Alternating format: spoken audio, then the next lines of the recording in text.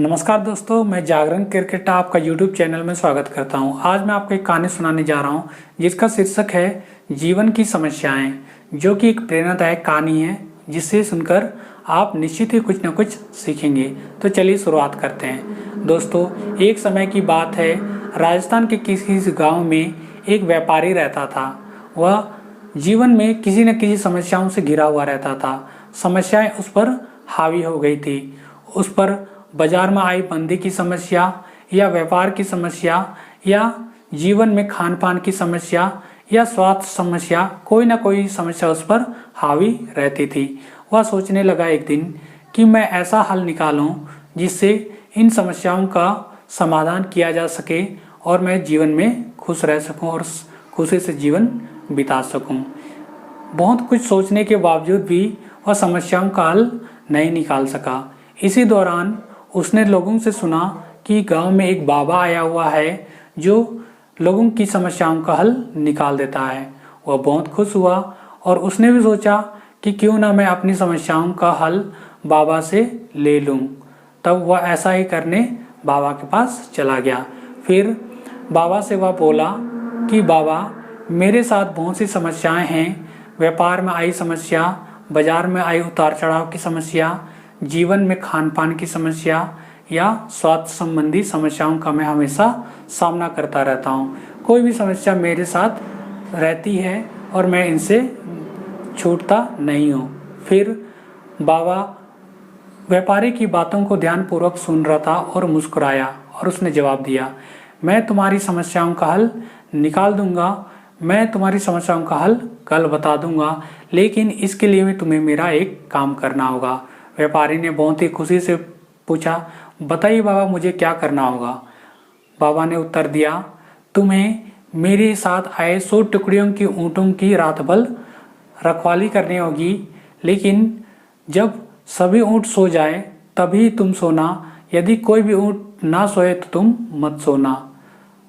व्यापारी बहुत खुश हुआ क्योंकि एक ही रात की तो बात है, उसके बाद सभी समस्याओं का हल निकल जाएगा। ये सोचकर वह खुशी खुशी ऊँटों की रखवाली करने चला गया। तब ऊँटों की रखवाली के दौरान रात में वह देखता है कि कोई ऊँट तो अपने से सो गए और कुछ ऊँट तो उसके प्रयास के बाद सो गए, लेकिन कुछ ऊँट तो उसके प्रयास करने के बावजूद भी नहीं सोए, जिसके कारण वह रात भर सो नहीं सका। और कुछ ऊँटों को तो वह सुलाता तो दूसरे ऊँट खड़े हो जाते। उस तरह कोई भी ऊँट सभी एक साथ नहीं सोए और व्यापारी भी रात भर नहीं सो सका।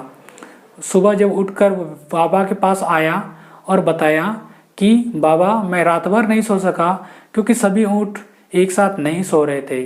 कोई ना कोई ऊँट खड़ा हो जाता और कुछ ऊँटों को मेरे प्रयास के बाद सुला दिया, लेकिन बहुत से ऊँट फिर खड़े हो गए। इस तरह मैं रात भर नहीं सो सका।